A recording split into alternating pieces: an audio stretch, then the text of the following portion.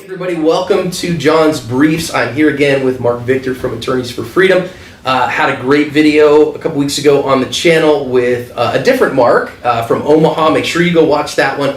Had some discussion there. You know, he used an AR-15 in home defense. Two questions that I want to talk to Marc about today. Number one, a couple people said, but wait a minute, he never crossed the threshold, and so you can't use deadly force outside your home like that. Second one, I want to talk about using the AR-15 as a home defense firearm. Marc, as always, man, I really appreciate you coming on the channel and dispensing wisdom that you charge hundreds of dollars an hour for. Thanks for having me.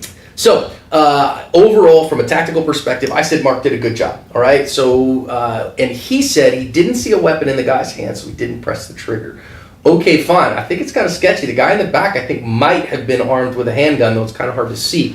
But one of the questions, first question I want to ask you is, a couple people said, but wait a minute, the bad guy, you know, he kicked the door in, but then never crossed the threshold. And so you hear this myth, like, you know, especially in Texas, people talk about this. You know, if you shoot somebody in the front yard, you drag them in the house because, you know, they got to be inside your home. What do you think of that? You know, first of all, I just can't help saying, it just warms my heart to see somebody using an AR-15 in a defensive way to stop bad guys, right? It's just more evidence that it's not the weapon that's the problem, right? It's the person, the disposition of the person who's holding the weapon. This is why, you know, to call it an assault weapon, this would be an AR-15 defensive weapon. It's a defensive tool. This is the defensive tool here. So, yeah, it's, you know, it's true. I don't know why people have this idea that you can't you lose your right to self-defense if you're outside the home. I think it's important to note that different states have different rules here, right? So, I can tell you in Arizona, where you do not have to retreat under any circumstances, it really is of no consequence whether you're inside or outside the home. In the states where you do have to retreat, the issue is, can you safely retreat first before using self-defense? If you can, then you must, unless you're in the home. This guy's clearly in his home. Yeah, it's in his apartment. So it's not really the issue here. Then people think that, well, the shooting has to be inside the home. That's not the case either. There you do get a little bit in what I would call of sort of unwritten, unspoken. You're in your home, you get maybe a little bit more latitude there. There's nowhere you could retreat to. Your home is your castle. It's the same way, just to make an analogy that I think a lot of people, maybe people can relate to or not. The First Amendment talks about free speech. It doesn't say political speech is even better protected than non-political speech. But it's fairly understood in the First Amendment context. Political speech is the heart of free speech, right? That's the reason, really the big reason we have free speech. So you can get out there, you can get out there and say, you know, bleep the government if you want. You can say F the government all you like because it's free speech. That's the centerpiece of our speech. Well, self-defense has the same sort of unwritten, unspoken type of attitude where you're in your home. You maybe get a little bit more play, but I certainly don't want people to take that to mean that whatever you do in your home, you're going to be okay. Right. This is the same to me result, whether you're in your home, whether you're outside your home, whether you're in somebody else's home, whether you're in your car. I think the question here is, was it a reasonable use of force? It's hard to tell from that video exactly what's going on outside, right? I mean, if you could imagine a set of circumstances where the knock at the door is, you know, I got the Girl Scout cookies to deliver, your Girl Scout cookie order is in, and they maybe open the door to come in and deliver that. If you stick a gun in somebody's face, you're going to be charged. So we don't know what was said. We don't know whether this was knocking or pounding to smash the door down. All of those things really factor into the analysis. So let's assume here that this was pounding on the door. Well, and he kicked the door in. Right. But prior to that, when this guy went back and got the firearm, there was something going on about the pounding on the door that led him to believe there are bad guys who are trying to basically smash the door down. Indeed, that's exactly what they do. You got a right to defend yourself at that point. I think if he pulls the trigger there, he's going to have a problem because why did you pull the trigger? You didn't see a gun. All you got is the threat of ordinary physical force at that point. But you don't have a lot of time, right? This guy, there's a few feet between him and the other person. So I don't think it's unreasonable under these circumstances, assuming we've got the kind of sort of evidence at that door that, hey, I was worried there were bad guys at the door that were going to smash the door down. That's why I got my gun. I didn't have time to call the police. Then the door was smashed down. I think we're okay at that point. So So even though these guys didn't enter the house, so what? It doesn't really matter at all. I'm glad that he didn't pull the trigger. I think if he had pulled the trigger, this might have been seen as too much force used. But I think if these guys then start advancing, especially if you add, there's more than one guy out there. Yeah. He didn't seem to be a really big guy. The facts are starting to shift in favor of making it more reasonable for him to start pulling the trigger. But at the end of the day, all of these questions really come down to a prediction, right? It's a prediction. It's about, hey, I would like to know whether you guys, and how you guys would predict that, let's just say 12 people who Right. were randomly selected, will they find that what this person did was reasonable, given all of the various rules that are the general rules we have for self-defense? Things like, you don't get to use deadly physical force to protect property. Things like it's got to be an imminent threat, which I think we had here.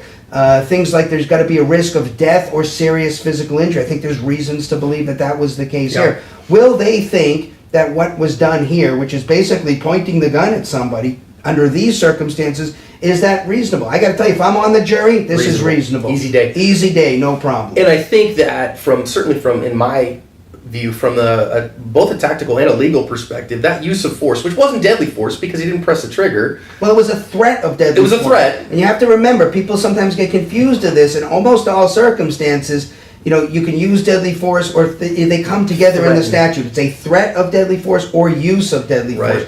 But even though they don't spell it out there, you still need to use the least amount of force that's reasonably necessary. So if you he certainly did. Yes. If you can just threaten, just threaten. Do it. If you got to use, and there's no other alternative, and you're at risk of death or serious physical injury, like I like to say when I lecture on this topic, if it's better to be prosecuted for the crime, then what's going to happen is if you don't use deadly force, like you're going to be dead or someone else, then be prosecuted. And I think that in most jurisdictions, if those are your two choices, you're probably not going to get prosecuted anyways, because then the prosecutor will hopefully look at that and go, yeah, statutorily there's no way I'm going to get a jury to agree with me that was wrong. We look at this and what do we conclude? The guy inside the house, you could change some facts, right? You could add facts and change the circumstances. We could play with this scenario all day long by adding and subtracting different facts.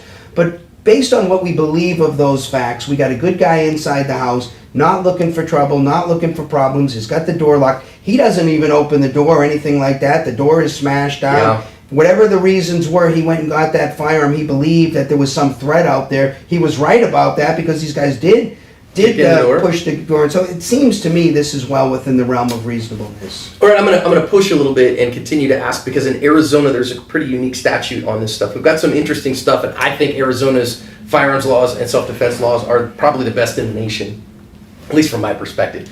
Yeah, I tend to agree with you. 13411, which is where I think you're going to go, is sort of an interesting statute. Because it gives us a presumption, right? So if somebody forcefully enters your home who's not authorized to be there, so we're not talking about a custodial parent or... Well, we should talk about the statute. Okay, right? please. Was it 13411 you Yeah. were talking about? Yeah. Okay, so this is our crime prevention statute. This is a different reason you get to shoot and kill another person. And our statute details that you can use, you can use deadly physical force if it's immediately necessary to prevent another person from committing one of the listed crimes. Burglary, indeed, is one of the crimes on there. This looks like it's a burglary because, a burglary is the breaking and entering or remaining unlawfully inside another person's, and there are different degrees of burglary. Here you're dealing with a residential home with the intent to commit a felony or a theft. So it looks like we had something like that here. And so if it's immediately necessary, and there are some nice bells and whistles in that statute which you mentioned, which is if the jury believes that you are acting to prevent another person from committing one of the listed crimes, the burglary that we were just talking about, that let's just say for the sake of our discussion, we witnessed in this video, right? We saw a burglary occur in front.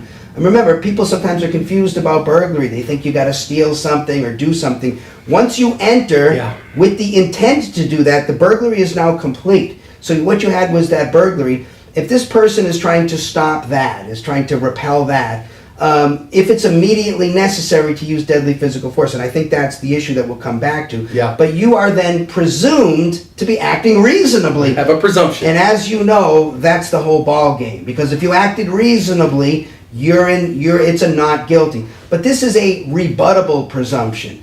So what that means is, there's some irrebuttable presumptions, and very few of them. That's the presumption, that you accept it as true.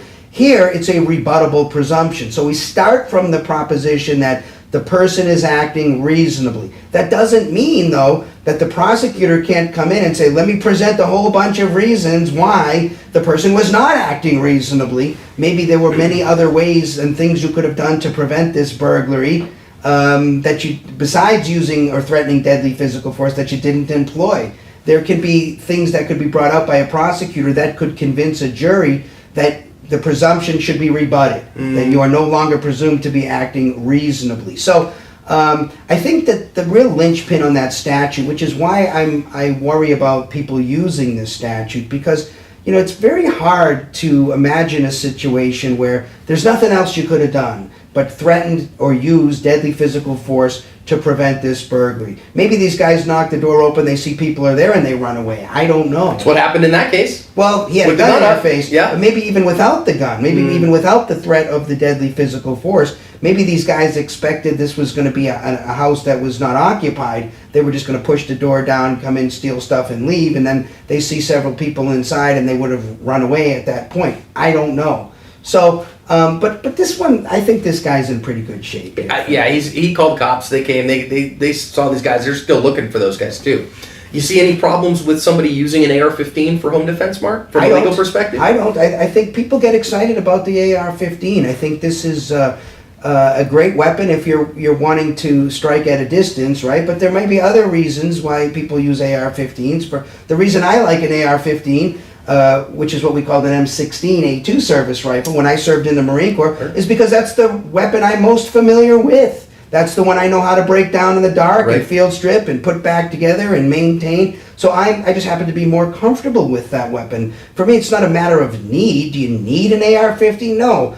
Free people are entitled to have what they want, in my opinion, so long as they're peaceful about it. So I don't have any problem with using an AR-15. It's the same argument that you could use a carving knife that you might use to carve up a turkey for Thanksgiving. If that's the weapon you happen to have handy at the time to use, that's what you use. It's like you could use a baseball bat as well, right? It's made to hit a baseball, like an AR-15. Maybe indeed it's used to hit a man-sized target at 300 meters like we did in the Marine Corps. But just because it's designed for that purpose doesn't mean it can't still be an effective weapon. The thing that is a bit concerning is, the power of the AR-15. You could go right through some drywall and maybe injure a third party in another home. So this is why, for me, for home defense, I think a shotgun's kind of hard to beat. I think a shotgun is easy to hit the target. I don't think you're likely to go through the walls and whack the neighbors. And it has that very distinctive sound that usually gets the job done. That ch-ch. So we could talk about that from a tactical perspective, a few things. I think that I love the shotgun for home defense. I've got a couple of great ones. We've been doing a lot of shotgun work. Actually, from the ballistics perspective, shotgun pellets will go through just as many interior walls as a rifle round will, believe it or not. So that's a significant issue. But a shotgun could be a great tool too. I use a shotgun. In fact, my son just bought a home, he and his wife, and we gifted him a home defense shotgun as their home gift. But so that's another day. But not a significant issue of the AR. But guys, I want you to recognize this standard that comes down to again and again. Did you act reasonably? Would a jury of your peers say this was a reasonable thing to do? Mark, I think, acted reasonably. I think he has no worries whatsoever. Start pressing the trigger, your standards go up. So make sure that you're continuing to act reasonably because the jury will require it. Mark? Just one other point on the issue of choosing your weapon.